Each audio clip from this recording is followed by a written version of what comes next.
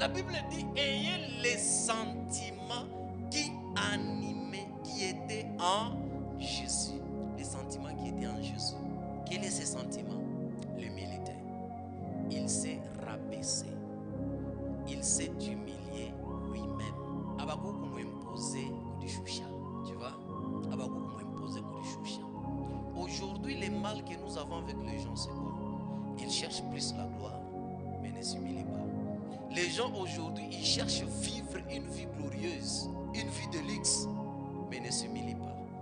Dieu peut t'attribuer, Dieu peut te donner parmi ces choses, une chose, mais cette chose-là ne t'appartient pas. Dieu peut te donner le règne. Tu peux régner sur une entreprise. Tu peux diriger une entreprise. Tu peux diriger beaucoup de gens. Mais sache que ce règne-là ne t'appartient pas. Tu dois encore t'humilier.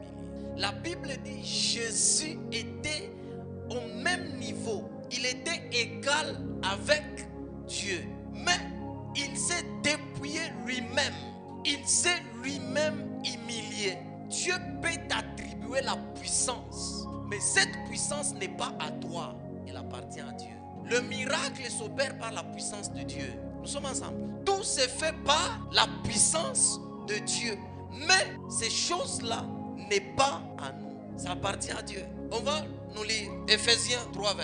Ephésiens 3:20, nous lisons au nom de Jésus. Amen. Or, à celui qui peut faire. Or, à celui qui peut faire. Qui peut faire? Dieu. À celui qui peut faire. Par la puissance qui agit en nous. Par la puissance qui agit en nous. Infiniment au-delà de tout ce que nous demandons ou pensons. Infiniment à tout ce que nous demandons ou pensons.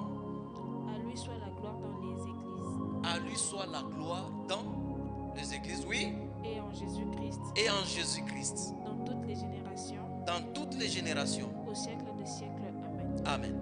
Lorsque vous venez ici à l'église, on prie pour quelqu'un, la personne reçoit un miracle. C'est par la puissance qui agit en nous. C'est Dieu, au travers nous, il déploie sa puissance et il touche les vies des gens, il guérit les personnes. Alors nous ne pouvons pas nous enorgueillir. Lorsque nous voyons que notre vie devient un miracle, ce que nous déclarons arrive, ce que nous faisons, les gens témoignent. On peut prier pour un malade, il est guéri. On peut prier pour quelqu'un qui ne marchait pas, il commence à marcher. C'est la puissance de Dieu qui agit en nous et qui fait ces choses-là. Alors nous ne devons pas nous enorgueillir. Nous devons nous rabaisser. Nous devons encore nous humilier. Nous sommes ensemble.